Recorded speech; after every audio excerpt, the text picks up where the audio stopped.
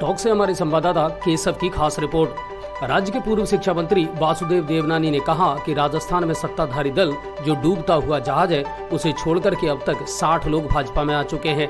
वहीं नवयुवकों को जो नव मतदाता बने हैं, साथ ही अन्य सभी को पार्टी से जोड़ने के लिए भाजपा सदस्यता अभियान शुरू किया गया है। राजस्थान में 1 करोड़ सदस्य पार्टी बनाएगी। उन्होंने कहा कि अब तो कांग्रेस भी मन बना चुकी है कि उनकी विदाई लगभग तय है। हाल ही में छात्र संघ चुनाव नहीं कराने का निर्णय सिर्फ NSUI की हार की संभावना के कारण ही ये निर्णय लिया गया है। उन्होंने कहा कि बालिकाओं से गैंगरेप की घटनाएं बढ़ी हैं, वहीं युवाओं की नाराजगी भी देखने को मिल रही है। देवनानी ने कहा कि जनता को बेवकूफ बनाने की कोशिश की जा रही है। जब बिजली यूनिट माफ की गई, उसके बाद बिजली की दरों में बढ़ोतरी होने से अधिक बिल आए हैं। उन्होंने कहा कि बिजली कटौती होने से पानी की आपूर्ति भी नहीं हो पा रही है। इतना ही नहीं, मुख्यमंत्री के गृह जिले जोधपुर की सड़कों की हालत भी बहुत खराब है। मुख्यमंत्री चिरंजीवी योजना में आयुष्मान योजना से पैसा दिया गया है। वहीं 500 रुपए गैस सिलेंडर योजना में केंद्र की राशि भी शामिल है। इसके अलावा वासुदेव देवनानी आज टोंक के सर्किट हाउस में मौजूद रहे। सर्किट हाउस टोंक में भाजपा सदस्यता अभियान की विधिवत शुरुआत करते हुए कहा कि पेट्रोल पर बेट राज्य सरकार आखिर कम क्यों नहीं करती। इतना ही नहीं, बिजली महंगी क्यों मिल रही है, इसलिए राजस्थान में महंगाई अधिक है। उन्होंने भाजपा में गुटबाजी और फूट होने से भी साफ इनकार किया और कहा कि फूट असली तो कांग्रेस में है।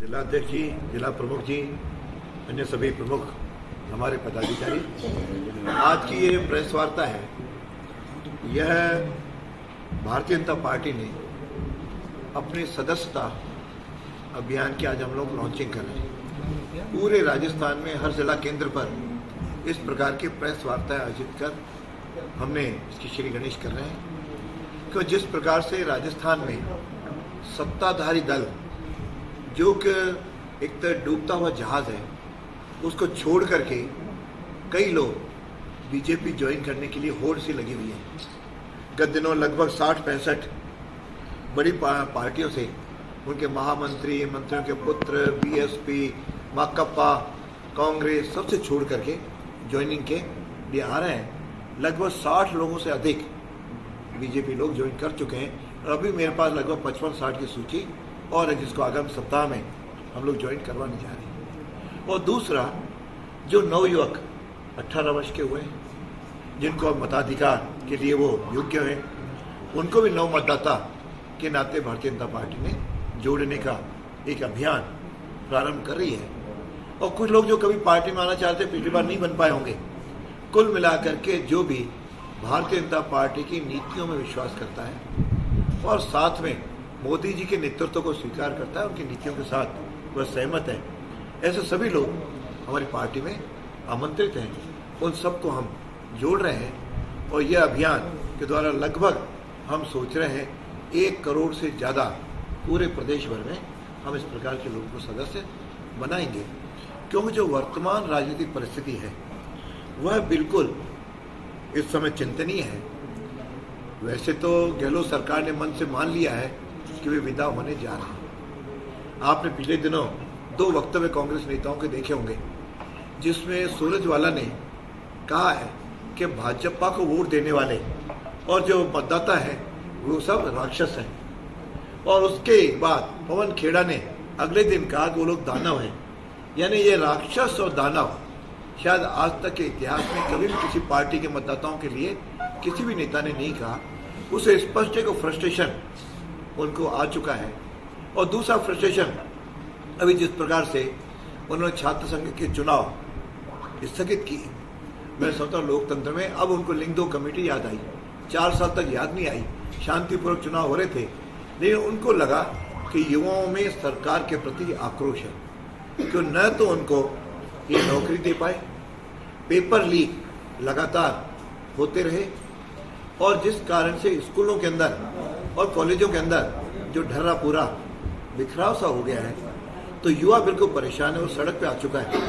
उसके आक्रोश में कहीं एनएसयूआई बुरी तरह सब जगह हार नहीं जाए, इस डर के कारण उन्होंने छात्र संघ के चुनाव भी स्थगित किए। ये स्पष्टतया लोकतंत्र का अपमान है, मतदाताओं का अपमान है। मैं समझता हूँ सरकार मन से ये स्वीकार कर चुकी है कि हम लोग विदा हों। जनता ने इसलिए भी विदा होने का मानस बनाया है क्योंकि राजस्थान के अंदर पिछले 4.5 साल का जो शासन रहा है, वह शासन एक तरह से जंगल राज है। यानी अभी मैं पूरी लिस्ट देख रहा था हमारे यहाँ पे प्रांत की, कि ऐसा कोई दिन नहीं गया जिस दिन हमारी बच्चियों को रेप, बलात्कार, छेड़छाड़ की घटना नहीं हुई हो। पिछले 6 महीने में राजस्थान में 10 साल से छोटी बच्चियों के 848 प्रकरण इस बलात्कार के हुए हैं। इस प्रकार का राजस्थान में दृश्य है कि कोई भी मेरी बहन, कोई भी मेरी भाभी, कोई भी मेरी बच्ची न तो स्कूल में सुरक्षित है, न घर से रात को यदि वो झोपड़ी में रहती है, लघु शंका के लिए बाहर जाती है तो वहाँ भी वो असुरक्षित होती है।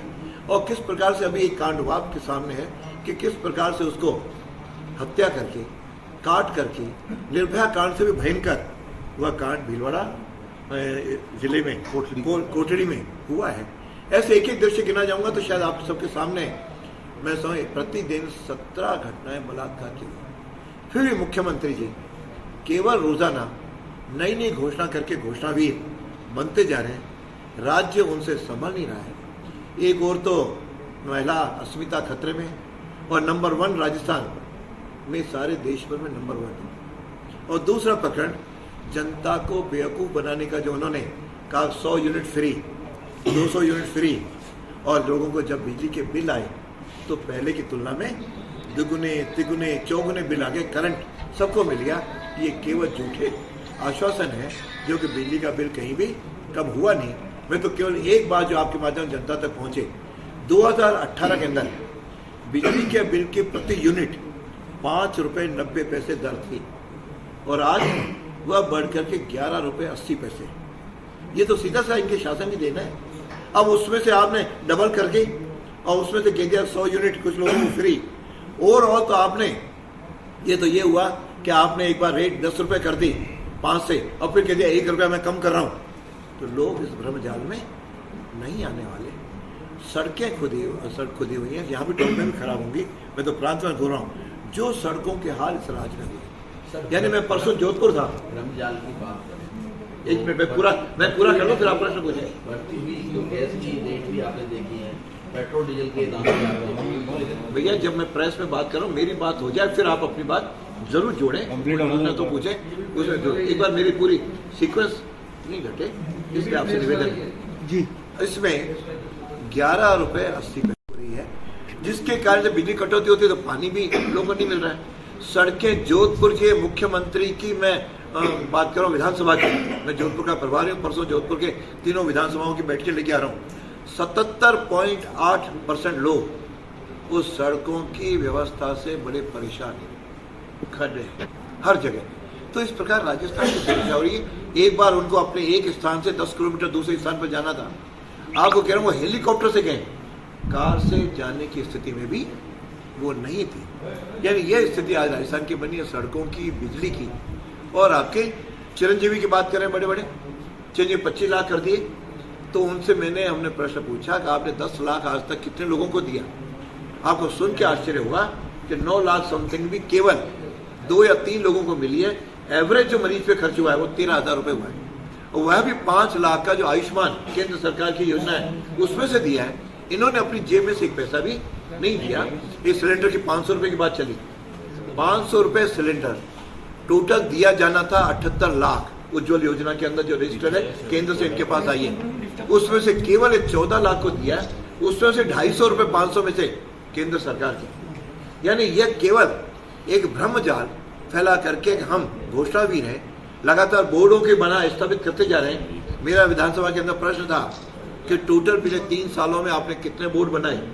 मित्रों, आपको सुन के आश्चर्य होगा, उन्होंने कहा 19 बोर्ड बनाए।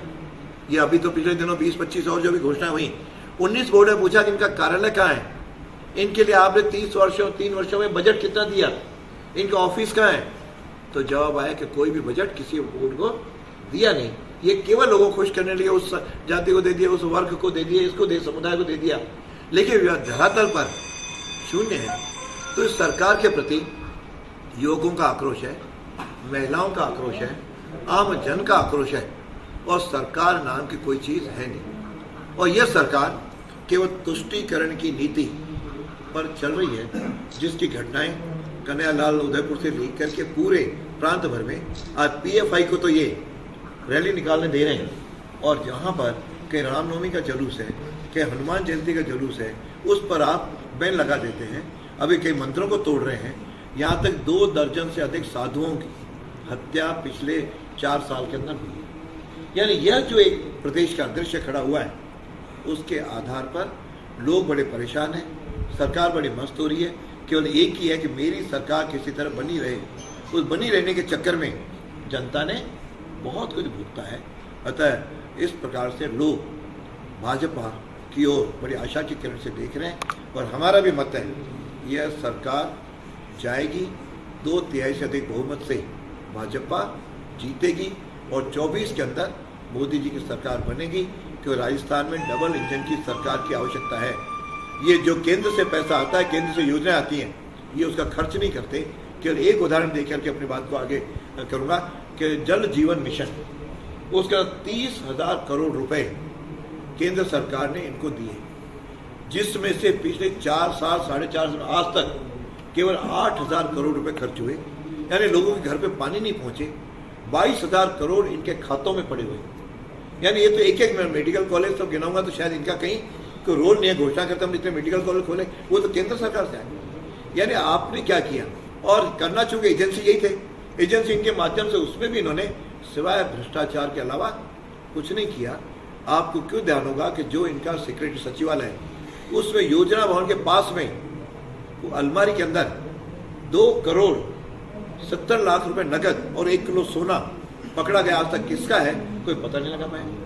पेपर लीक वाले कह रहे हैं कि जो मेंबर था कि मैं 1 करोड़ रुपए देकर के मेंबर बनाऊं। यानी किस प्रकार का दृश्य मेरे युवाओं के साथ हो रहा है कि पेपर पे पेपर लीक हो रहे हैं, और इनके लोग जो RPSC में इन्होंने नियुक्त किए, गहलोत साहब ने, वो खुद कह रहे हैं पैसे देकर के आए।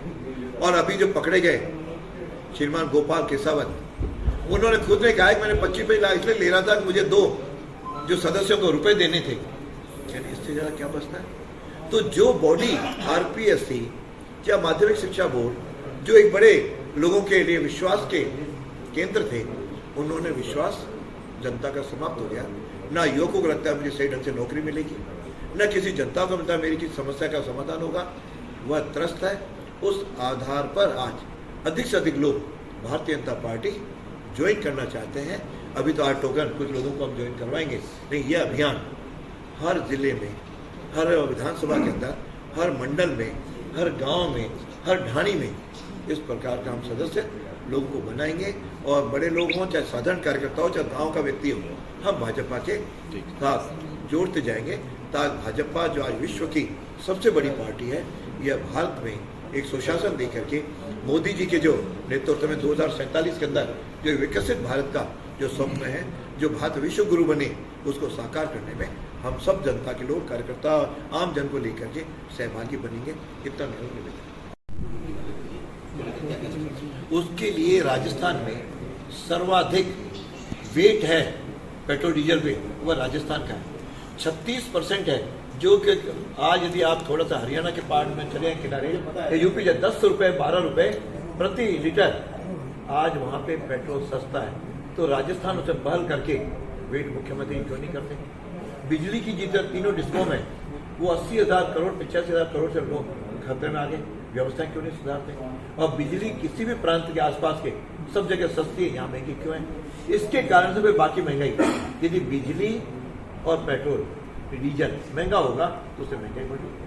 सर, अभी भाजपा द्वारा तिरंगा यात्रा निकाली यहाँ टोंक में, शहर में और उडियाला में।